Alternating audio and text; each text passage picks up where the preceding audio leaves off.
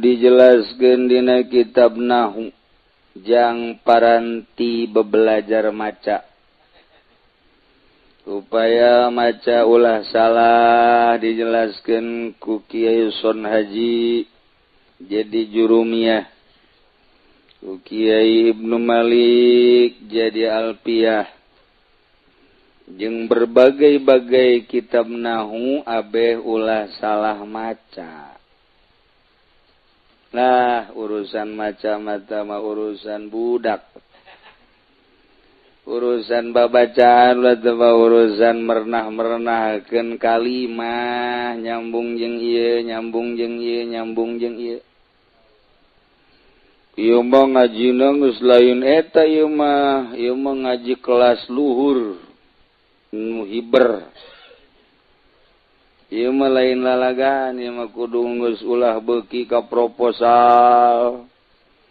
Ulah hayang boga mobil, boga motor, ulah hayang boga perusahaan. Ieu ngaji kitab ieu meninggalkeun dunia makhluk nafsu jeung setan.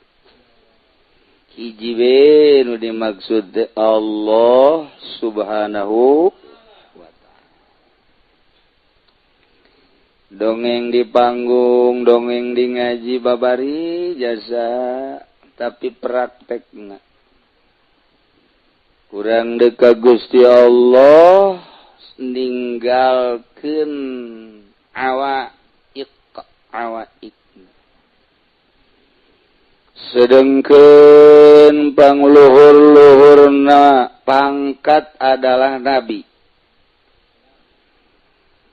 Urang lamun mengejar pangkat sakitu luhurna pangkat manusia nu disebut kutubul aulia, mun jelema diangkat jadi kutub geus luhur jasa eta teh dinisbatkeun ka nabi Makkah karak awal kanabian.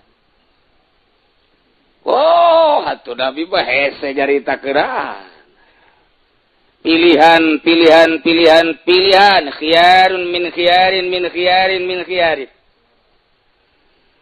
Tabang geus moal aya nu nyaho iwati nu gaduhna we nu bogana Gusti Allah Subhanahu wa ta'ala. Lamun jelema diangkat jadi nabi dibere mukjizat, diangkat jadi rasul dibere mukjizat. Aya jelemanya diangkat jadi nabinya jadi rasul. Aya jelemangan diangkat jadi nabi hungkul bedana. Mun jelema dijadikeun nabi jeung rasul wajib tabligh. Ketika jelema diangkat jadi nabi hungkul henteu diwajibkeun tabligh jang dirina hungkul. Diberelah mukjizat kabeh baik nabi maupun rasul. Lamun urang dongeng-dongeng baheula para nabi, para rasul. Imimiti Kangjeng Nabi Adam ke diturunkeun di mana ke minggu hareup? Di mana coba diturunkeun anak? Apakah di etek engke? Apa di kawaron turunna? Kemudian Kangjeng Nabi Idris, Kangjeng Nabi Nuh, kebelah dieuna Kangjeng Nabi Sulaiman, Kangjeng Nabi Daud. Kemudian kabelah dieuna Kangjeng Nabi Musa, Nabi Yusa, terus ka dieuna Kangjeng Nabi Yusuf. Kabelah dieuna terus Kangjeng Nabi Isa alaihis salam, diakhiri ku Kangjeng Nabi urang Kangjeng Nabi Muhammad sallallahu alaihi wasallam. Teu kaluar ti nagara itu. Damaskus, Suriah, Misro, amis di jero. Teu jauh ti dinya we. Yordania. Teu jauh ti nagara eta we Palestina, Israel, Makkah, Madinah. Urang mah ka dieu nagara anyar urang mah. Teu pernah kasaba ku nabi. Urang mah kasaba teh zaman tabiin asuplah ka Indonesia. Sakieu geus alhamdulillahirabbil tengah-tengah Hindu keur mejeuna merajalela. Jol tabiin kadi. Wih, indah jasa. Sampai terkikislah Hindu Buddha Timbullah Islam, mulai Kristen, terus adu kekuatan ideologi sampai ayeuna. Tapi di Indonesia kuari ternyata negara terkuat, terbanyak, terkuat di dunia. Kayak lalagaan Indonesia. Boh, emang kumaha gitu. Masya Allah. Sebab di Indonesia mah penting pengakuan, kajen teuing teu salat. Ngaku. Hebat di Indonesia. Aya deui jelema nu diangkat jadi wali ku Gusti Allah. Lamun jelema diangkat jadi wali dibere supaya tumaknina hatena tentrem, terketahui bahwa dirina adalah diangkat jadi wali, diberelah karamah ku Gusti Allah. Nah, ieu jelema-jelema pilihan Gusti Allah, jelema anu ngopenan rohani, batin. Komunikasi langsung jeung Gusti Allah, mukjizat, karomah, wahyu para nabi, belah dieuna ilham ka para wali-wali Allah Subhanahu wa ta'ala.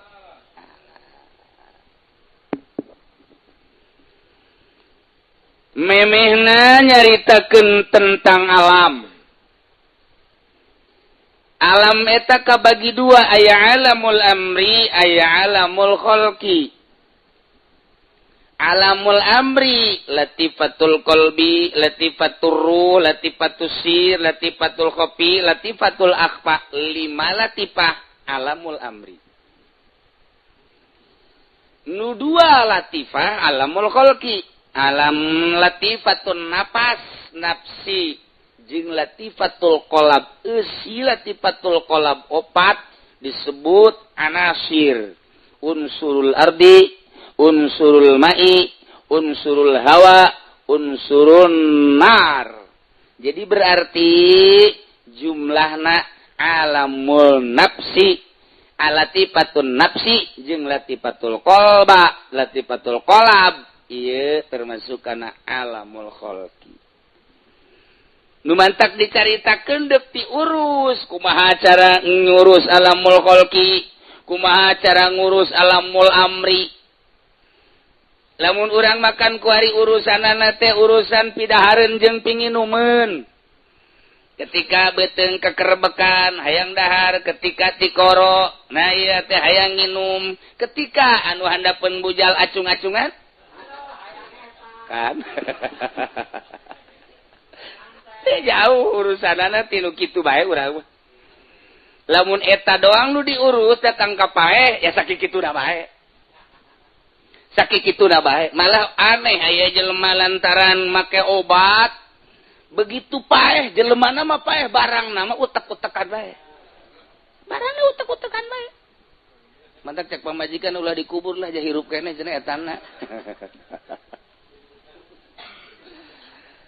Deku maha sosonoanana atunya.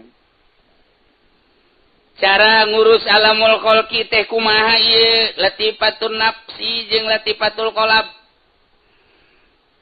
Cara ngurus alamul amri teh kumaha? Mun eueuh guru mursyid moal bisa. Endeu kumaha ngurusanana. Titik-titik latifahna teh akan jelas. Sedangkan teu bisa dipotokopi urusan ilmu nukos kitu mah sanajan aya di toko sanajan urang dibere fotokopi lain perlu fotokopina ieu mah mindahkeun rasa ieu mah ieu tina sieun jadi henteu tina borangan jadi berani tina tata dina teu beuki zikir teh jadi beuki tina tata dina teu beuki tahajud jadi beuki tina tata dina teu bendu kana maksiat kuari jadi bendu neuk mindahkeun rasa eta. Urang mah kuari lamun neuleuh awewe pingpingna kabuka sir deuk dipindahkeun neuleuh pingping mah pingping bae susu mah susu bae tapi ulah resep. Ah cenah apa mungkin tuh sia kitu bae sih. Dasarna emang sia mah kitu.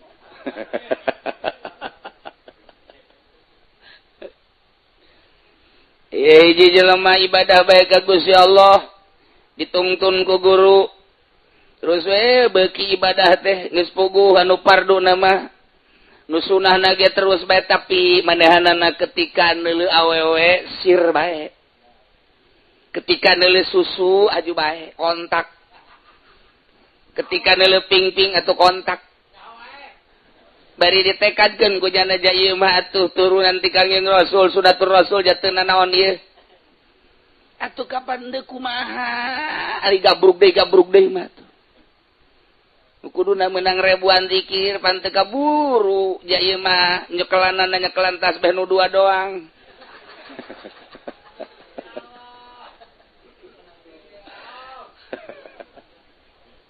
nah bebeja ka guruna cak guruna teh kudu bebeja ge geus nyaho aing dipandian ku guruna sanggeus dipandian terus ditah lempang 1000 kilometer ulah make sendal bolak-balik 1000 kilometer kira ti dia ka Surabaya balik di Surabaya dipandian deui ukuran sakitu maksudna setelah dipandian deui ditawajuhan ku guruna perem santosa diperem diberet titik dicekel titik-titik na ku guruna sanggeus dicekel titik-titik nafsuna beres terus ibadah maneh ku ari mah neuleuh awewe sarua jeung neuleuh toke neuleuh awewe sarua jeung neuleuh kadal dina harti moal kaganggu ku kadal masukan urang ngarenja ku kadal jan teu jadi urang teh geus bae cek nyana ieu ngeunaheun geus ibadah we junturung ka Gusti ieu lah guru mursyid bisa nu ngaganggu ka manehanana dileungitkeun selesai hiji nu ngaganggu ka dirina ieu syahwat carajan teu nanaon ngan teu diangkat-angkat ku Gusti Allah jadi wali titik-titik da dipiceun ku guruna eueuh model tukang urut teh lamun ngurut nu biasa bae mah ngurut nu teu boga guru eta teh lamun ngurut awewe atuh serseran ngurut lalaki atuh embung mau ngurut aki-aki mah jadi embung kan ketika ngurut jahe mantep batur diurut ngan setengah jam nya nama 12 jam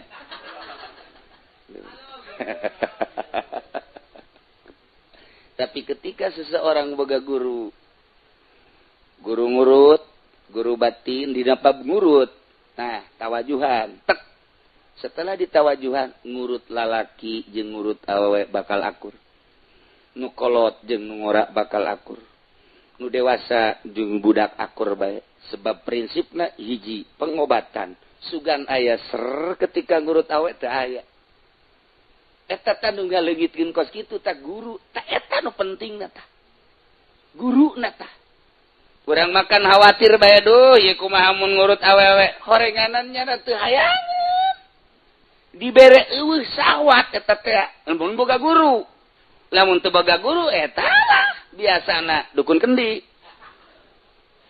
eta masyaallah ini keur carita perurutan ieu lah dina thariqah teh kos kitu diluluh lantakeun syahwat-syahwatna sebabnya nanaon ngurusan alam mimiti alam kholqi kemudian alamul amri untuk pengenalan baheula alamul amri jeung alamul kholqi dijelaskeun fa alamul qudrati wa alamul amri eusina 5 latifatul qalbi latifatur ruh latifatus sir latifatul khafi latifatul akhbar alamul amri ialah alam kudrat ngaranna wa alamul hikmah wa alamul khalqi wal amri kesina 5 sarua bae hiji latifatun nafsi nomor kedua latifatul qalb eusi latifatul qalb adalah anasirul arba'ah berarti 5 jeung 5 10 nah nu 10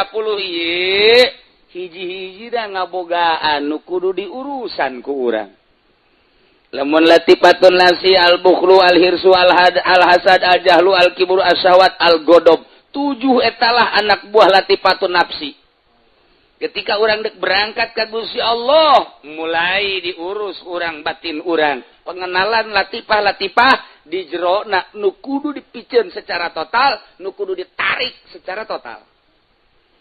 Moal bisa lamun eueuh guru. Nu mantak nyana ngomong atuh bisa bae ai ku Gusti Allah bisa bae. Sia calangap mah bisa bae. Tapi praktekna urang teh titah ulah resep dunia, tapi cara ulah resep dunia teh kumaha hese bae. Titah ulah resep urang teh ka makhluk, tapi urang teh praktekna kumaha ulah resep ka makhluk teh hese bae.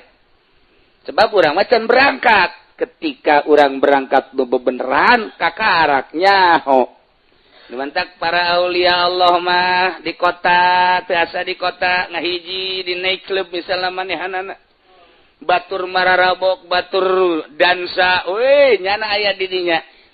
Teu kumaha sebab nyanana geus leungit alam eta, geus pindah alam. Geus pindah alam eta leungit biasa bae nya mah. Mantak engke aya tugas taklukeun coba itu pezina. Nyana kudu ngahiji jeung para pezina. Lamun masih kene alamna encan ngageser atuh milu zina. Taklukeun pejudi-pejudi itu. Jumlahna sabaraha pejudi. Lamun manehna masih kene aya di alam ieu kolki, atuh masih kene aya di alam eta mah akur bae, resep bae kana dunia, atuh bakal milu tergelincir. Tah nu mantak moal luhur agama lamun lain dicekel ku para wali-wali Allah Subhanahu wa taala. Nah sebabna dakwahna akur jeung urang. Lamun lain wali akur bae. Urang resep ka dunia, nu di panggungnya resep ka dunia. Urang boga hubungan jeung makhluk, kiai nama komo di luhur panggungnya nge-HP na aya 5 ngajejer. Keur dakwah ge, maaf ya, saya ada SMS dulu tolol tak kiai. Eta kan ngaranna akur bae jeung masyarakat. Wali mah moal kitu kajen kuku mage hiji, dek di ka Allah keun lantaran aing wau jeung Allah. Ku caranyana lah sesuai jeung pangkat kewalianana. Luhur agama ketika dicekel ku wali lantaran alamna geus beda. Handap agama ketika dicekel ku lain wali ngan sakadar pangrame-rame doang. Eta mah kiai-kiai nu lain diangkat jadi wali, eta mah ngaranna kiai kokoprak. Lumayan kotok-kotok bae mah indit ku kokoprak. Koprak. Ieu jangan kokoprakan kotok doang. Tah ketika kotok ge geus teu sieunneun ka kokoprak, dibalangkeun kokoprak.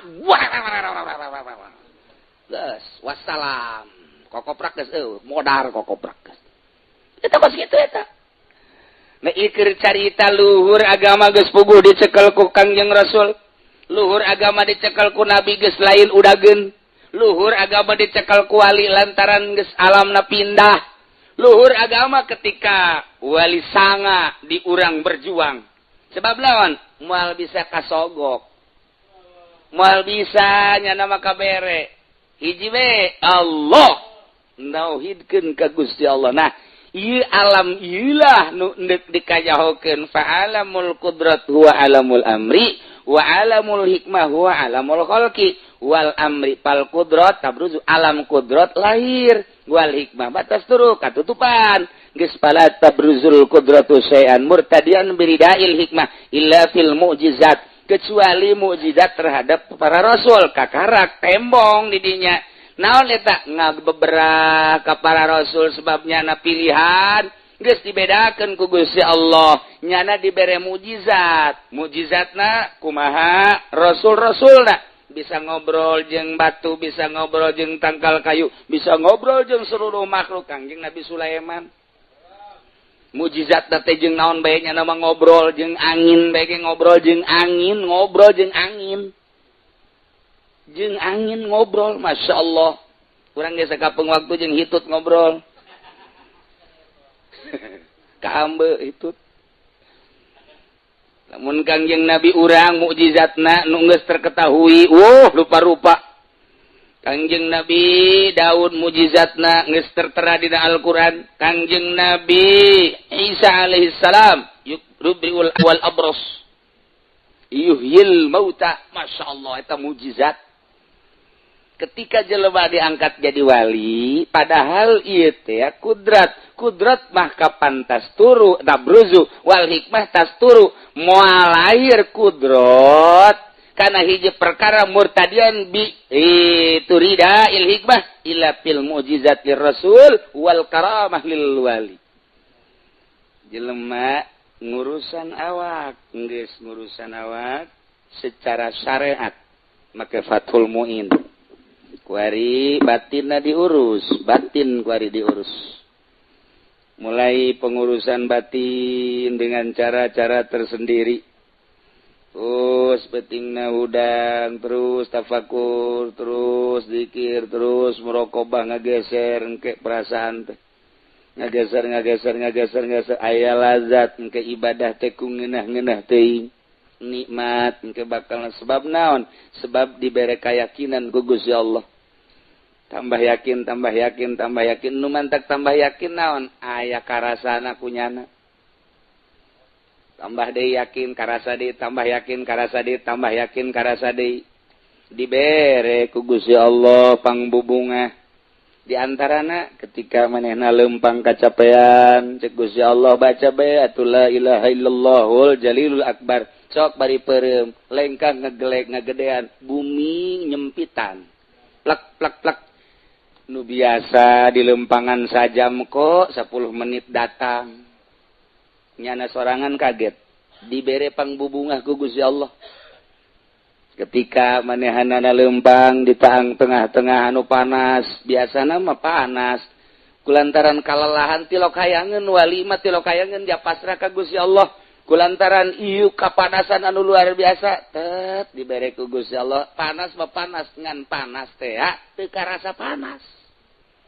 Mulai nyana kaget lempanglah di tengah-tengah hujan biasana kahujanan ieu mah teu kahujanan nyana teu hayangeun dibere karomah ku Gusti Allah tah ieu teh pangbeberah lantaran nyana deukeut jasa jeung Gusti Allah kulantaran ngurusan ieu ngurusan batin ngageser engke ti alam ieu ka alam ieu ti alam ieu ka alam ieu urang bae geus sabaraha kali ngageser sabenerna mah mimiti ti alam orok terus ka alam oleng-oleng ti alam oleng-oleng ka alam leumpang di dinya mah ka urang teh hayangna momobilan hayang momotoran mun budak hayang anak-anakan dibelikeun lah ku mana ku indungna momobilan ditarik-tarik gede saeutik hayang mobil beneran pindah rasa eta alam kholqi eta kos kitu kamari ieu mah kamari ieu urang teh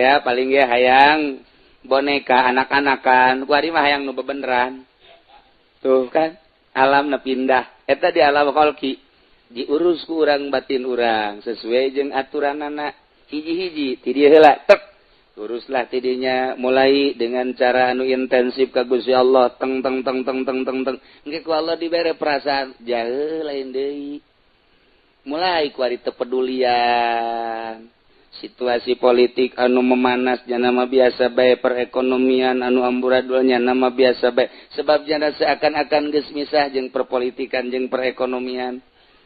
Kemudian oleh jelema ngaler ngidul ngetan ngulon nyana mah teu peduli lantaran nyana geus pindah perasaanana jeung Allah.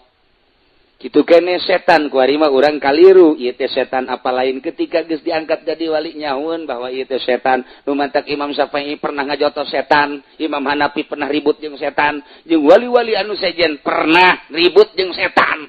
Ai urang mah lantaran urangna jadi setan barenglah jeung setan. Teu bisa urang mah sebab can nganyahokeun ieu setan apa lain, ieu setan apa lain. Boro-boro jeung setan nu eta kukutil anake urang mah eleh. Tuh, jeung pocong bage eleh. Pindah perasaan. Tah, ieu lake dibere pangbeberah ku Gusti Allah karomah ngaranna. Geus painal qudrata tabruzu bila taqtiatin tasdiqon lidzalika nabi. Untuk membenarkan nabi diberelah mukjizat nyata-nyata gitu keneh wali. Nah ieu ge nyata-nyata karomah ka wali. Iyalah pengurusan batin anu hese teh. Mulai diurus sesuai jeung aturan. Tergantung kumaha engke guruna nangtukeun lantaran di deuleu lahan-lahanna. Di awak urang teh sarua ejeng kitu bercocok tanam. Lamun eta sawah diurus heula, kolbu ge kudu diurus. Sawah teh dipaculan heula, di waluku digaru geus bagus baru humuy kitu ge hate. Nu deuk dipelakeunana bibit, nu deuk dipelakeun dina kolbu adalah iman. Diurus ku urang teh ngaranna taat. Sanggeus diurus du rapi, caina iraha digaringkeun, iraha dicaian sesuai jeung aturanana. Ieu ge engke pare jadi bagus boga harapan bakal panen lantaran nya melak, nya ngurus, nya rapi, aya harapan bakal panen. Kitu keneh urang ngurus kolbu, nah ieu diurus sesuai jeung aturanan, aya harapan belah dieuna. Ieu boga kalazatan kanikmatan ibadah, belah dituna ganjaran bakal aya engke di sorga. Kuari mazratul amal, engke yaumul hasad. Kuari bercocok tanam, engke bakal panen. Waliullah geus ngarasakeun panen di dunia keneh. Bahasa sorga geus karasa di dunia keneh. Nya nama hirup sorangan bae di leuweung geus asa di sorga. Di kamar sorangan bae geus asa di sorga. Eta lamun urang nyaritakeun kuas kitu, urang teu nyaritakeun perjalananna asa aneh. Mun dicaritakeun perjalananna wese. Hese dicaritakeun perjalananna mah komo urang mah masih kene handap, masih kene lah ngaji ge rukun wudu ge pohon-pohon kene. Keur di hareupeun guru mah mun ditanya sabaraha rukun wudu genap, barang balik bae ka imah 12. Jadi gacok kene mah. Iyalah ngurusan batin nu hese teh. Supaya ketika urang diberena naon ulah bungah kanu merena ka Allah. Ketika orang boga dunia ulah bungah, ketika orang dibere bala orang kudu bungah. Pan hese takos kitu tah dibalikeun ku Gusti Allah. Rasaan teh ieu pengurusan etalah nu hese kudu pepegatan heula urang jeung dunia, kudu pepegatan urang jeung makhluk. Bisa ngahiji jeung manusia teu bisa ngahiji uzlah ngaranna ka leuweung ka gunung. Nekna eta ngurusan batin. Aya nu ngurusan batin teh 1 tahun, aya nu 2 tahun, aya nu 3 tahun, aya nu 4 tahun, aya nu 10 tahun, aya nu 11 tahun, nu 12 tahun, nu 13 tahun, tergantung kumaha kecerdasan batin. Tah di saat urang ngurusan batin engke gogobol go papanggihan sesuai jeung nu kurang keur digeluti. Urang guari alamna alam bobogohan ngimpina ge ngimpi bobogohan bae. Dina impian teh romi. Urang keur manggeluti bisnis. Ieu teh ngimpina teh bisnis malulu. Urang keur manggeluti politik, Masya Allah. Teu eureun-eureun hayalan urang teh jadi lurah, jadi camat, jadi bupati dan lain sebagainya. Ketika orang geus ninggalkeun eta, urang urusan batin. Wah, ngimpina lain deui kapanggih jeung arwah. Urang ngimpi ge kapanggih jeung nu geus mararaot. Beb. Ikut sama ana yuk. Kemana? Ke kuburan. Enggak lama lagi Habib juga. Bakal pulang ke alam barzakh. Kang ngimpina jeung nu kaditu. Asal geus dikieu bae digupai ku ahli kubur mal kebal deui. Kepanggilan ke di alam nu itu teh ya tingkatan-tingkatan manusia. Oh, iya tingkatan ulama, oh iya tingkatan awam, oh iya tingkatan wali kakara kapanggih. Ketika orang naik bisa kapanggih lah jeung guru-guru. Matak bisa kapanggih jeung Tuan Syabdul Qadir, bisa kapanggih jeung Imam Hasan Asyadzili. Kabelah dituna bisa kapanggih jeung Kangjeng Nabi urang, Kangjeng Nabi Muhammad sallallahu alaihi wasallam. Masya Allah. Nya mah mun hayang kapanggih babari. Aneh para wali mah. Hayang kapanggih jeung Kangjeng Nabi teh aya cara tersendiri. Anu kapanggih jeung Kangjeng. Asal hayang kapanggih jeung Kangjeng kapanggih. Geus ninaheun aya di alam eta selalu minta izin ka Kangjeng Nabi. Masya Allah, ngan eta carita doang. Ketika urang nyaritakeun perjalananna di antarana hiji bae wali mah tilok seubeuh kudu lapar bae mulai urang. Waduh. Deres lamun teu keur ngaji bakeur ngaji ge ngopi bae. Ngarokok. Teh tekan urang perjalananna masyaallah karim. Lamun urang nyaritakeun kos kitu nama ngeunaheuna mah, tapi ketika urang nyaritakeun praktekna batur kerek, batur sare, batur dina teu sarena ge huyah-huyah terus bae hura-hura nya nama hudang tafakur ka Gusti Allah. Mentang mata nya nama batur kerek nya na beunta ieu nu hesena. Perjalananna mulai hese jasa. Duh luar biasa. Di samping eta teu meunang bodoh deui kudu masantren heula. Matak calon wali adalah santri. Moal aya calon wali kaluaran teh SMA. Moal aya calon wali kaluaran teh SMA, moal aya bae kecuali jana mondok heula. Eueuh wali kaluaran teh universitas eueuh. Jadi calon-calon wali ieu adalah pondok pesantren. Pondok pesantren ge pondok pesantren salaf, modern mah geus lain. Lain teu bagus ngan lain calon wali. Pondok pesantren salaf ge masih kade disurtil deui. Terus kudu anu pohara jasa nya bisa ngajina nya paham nya dididik ngan geus aya jurusan pondok pesantren mah ka jurusan kawalian teh aya. Universitas eueuh. Nah, cenah kiai sombong amat. Emang aing sok sombong sakabeung. Emang nu diangkat jadi wali kaluan universitas aya ngan kudu kembali ka salapi. Tetep bae kudu kembali ka salapi. Jana misalna kitu di UGM, geus jadi sarjana, neuk jadi wali, kembali ka salapi. Pendidikan aulia Allah mah pendidikan salaf. Sakitu bae ka jadi kuku bae. Pertahankeun ku jana di UGM, pendidikan modern, ka modar moal jadi wali. Moal we kajian kuku mah ge, kecuali walingi. Nyana di Trisakti bisa jadi insinyur misalnya, bisa jadi dokter endos misalnya dan lain sebagainya. Sek apa bisa jadi wali? Pek bae da jadi wali mah kembali kudu ka salafi. Perjalanan wali mah salafi kabeh. Deuk saha kajen ku ge mungkin bae nyana sarjana tapi kudu kembali ka salafi. Matak lamun urang deuleu kahirupan santri geus percis kos wali. Saya coba dulu. Geus beda jeung kahirupan nu sejennya nama.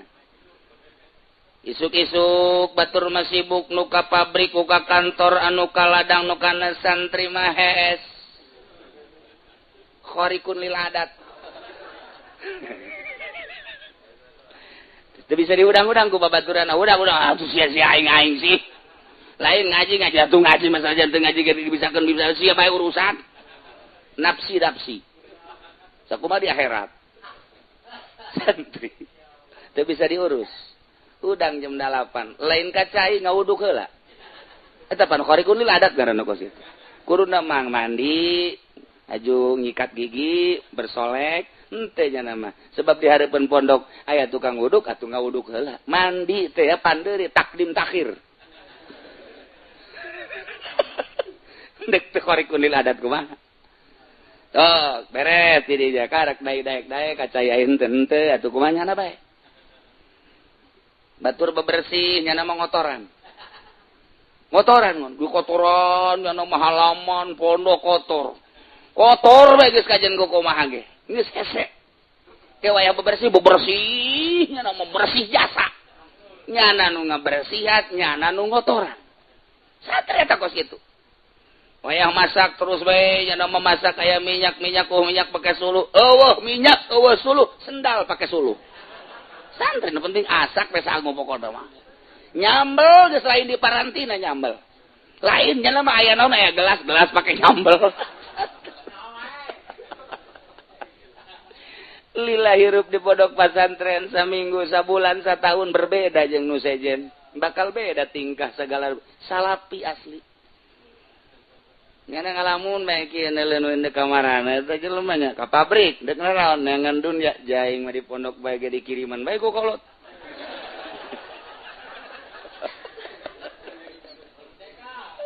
Pohara santri ayo kumaha mulai tidinya. Di pondok pesantren modern mah dipaksa peuting kita hudang tahajud. Bahkan guruna nitah berjamaah tahajud. Wallahu alam kitabna menang ti mana meureun. Tahajud berjamaahnya na. Beres tahajud berjamaah, balik ka imah boro-boro tahajud salat henteu. Deuleu ge doron bosan kondaren. Ieu keur carita kawalian ibadah ieu mah. Alal haq. Tapi santri di pondok salat rada carang berjamaah maksudna dahar sadaekna segala rupa sadaekna nyana bae ngaji sadaekna dan lain sadaek kumaha nyana bae geus pokona mah. Nu cerdas-cerdas nu henteu 5 tahun, 6 tahun, 7 tahun geus beda. Salat geus rapih. Udang peuting duduan bae luhur hudang handap hudang.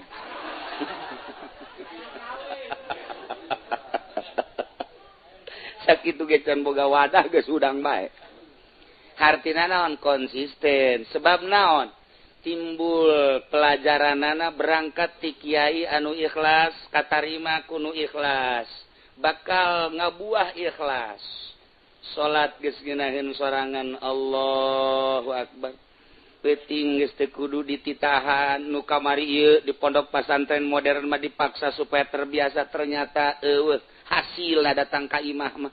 Loba jasa anu bapakna marah siapan dipasantrenkeun ku aing pancena di ditu tahajud berjamaah kok datang ka dieu mah aing ngabutuhkeun sia jadi imam tarawih boro-boro jadi imam tarawih salat teh henteu sia tolol sia pasantren modern pasantren salafi mah tarawihna di tukang we nya mah kalem bae ketika eueuh imam eueuh Bilal ka hareup nya tampil imam ka mana muriang Bilal ka mana diborong ku aing Imam Bilal aing kabeh pokona mah. Nu penting sedekahna nu gede. Tolol teh mah kitu.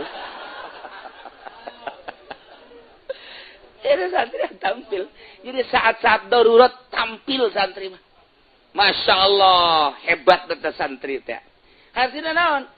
Loyog sorangan, salat teu kudu heseng kena udang peuting, maca sholawat, zikir dan lesep. Berangkat dengan sendiri emang perjalanan wali salafi. Mulai nyana bisa nganilai jelema kakaraget 7-8 tahun geus bisa nganilai nyana. Asal lain kitu, asal lain kitu, asal lain kitu. Teh mulai kuari masantren geus 15 tahun. Asal geus 15 tahun bae geus rada deres ngajina. Artina rada deres alat geus diaji bari encan bisa meureunnanan ngajina. Atau teu bisa. Kajian penting geus bae. Mun aya nu nanya teh Alfi, aing geus sabar kali Alfi yang ngaji. Bisa sia, ulah nanyakeun bisa, nu penting ngaji geus beres aing. Kitabna ge di mana meureun kuari. Geus pikir geus beres dah mulai nyana. Mulai pikiranna ge geus lain ge cicing aing di imah lah. Cicing 1 tahun 2 tahun nu aya nu ngaji nu masalah geus. Kabelah dituna hayang belajar bisa ibadah ka mana aing neangan. Emang geus aya jurusan. Emang geus aya jurusan. Bejana kiai anu ahli ibadah survei aing ka ditu dideuleu kunyana sapoe 2 poe oh bener layak di guruan ieu. Mulai nempel nyana. Nempel emang geus aya jurusan. Ti awalna geus dididik ketika tek hayang ibadah kapanggih jeung guruna. Coba nu tadina ti SMA kuliah hayang neangan deuk saha nu mere ilmu batin ke model kos kitu pasti guruna ge kabalinger lamun haju mere bae lantaran naon henteu meunang sambarangan peso cukur sabere-berena kali ge cek guruna atuh bisa bae ja ieu mah hakabehan ngan atuh sia kudu nyaho syariat heula sing rapi engke beusi diangkat jadi wali teu nyaho pembatalan wudu mah nya wali bodoh teu nyaho pembatalan salat mah nya wali bodoh. Engke sia ketika diangkat jadi mulia, ke sia kada demes kada dunia pan wali mah anti dunia. Ketika engke mane diangkat ku keagungan Gusti Allah, engke mane binyeun jaringan, SMS-an jeung jelema, pan wali mah anti. Beusi salah, mata sok syariat rapi. Syariat rapi. Kudu mondok teh ngaranna, tetep kudu mengkonsumsi salafi. Tidinya lah bakal ngatur alamul amri jeung alamul khalqi. Ngeunaheun geus aya tata dina dasar di pondok pesantren salafi mah ieu keur carita perjalanan ibadah lamun carita perjalanan perbandingan atuh modern urang nyaritakeun kemajuan di negara anu mah atuh modern ketika urang nyaritakeun di urang organisasi anu mah atuh nyieun organisasi Ketika urang nyaritakeun pendidikan atau universitas dan lain sebagainya, atuh urang ge kudu nyieun bahan-bahan perbandingan jang karamean dunia ulah eleh. Atuh silakan apa mun carita ibadah ka salapi bae. Pacar modern gak bisa nyana salapi lain salapi bae ibadah dan lain sebagainya. Deuleu coba PKS ke tarang ngamani harari deung keur mah beungeut teh hideung ditambah hideung. Atuh herang sia hideung. Atuh lain kos kitu perjalananna heula ti awal tek. Jadi ngiraheun ka dituna. Geus nyaritakeun alam amri jeung alam khalqina nyambung. Ieu bapak pandek dibejakeun ge alam amri kumaha ngolahna atuh teh nyarambung jata tadina teu mondok sasaraya mah. Teh ku aing dibejakeun ku sia diwirid edan kabehan deui. Tungtungna mecak pamajikanna bareng ngaji ka Cilongok salaki jadi edan. Aing bae panu disalahkeun. Moal dibahas ku aing alamul amri perjalanan mah. Gua ieu mah bahaya. Aja direkam pan ku sia. Udah ketangka imah dicoba-coba coba ye cari caki uci kos kieu mun teu edan sia jago. Ku ari ge setengah edan.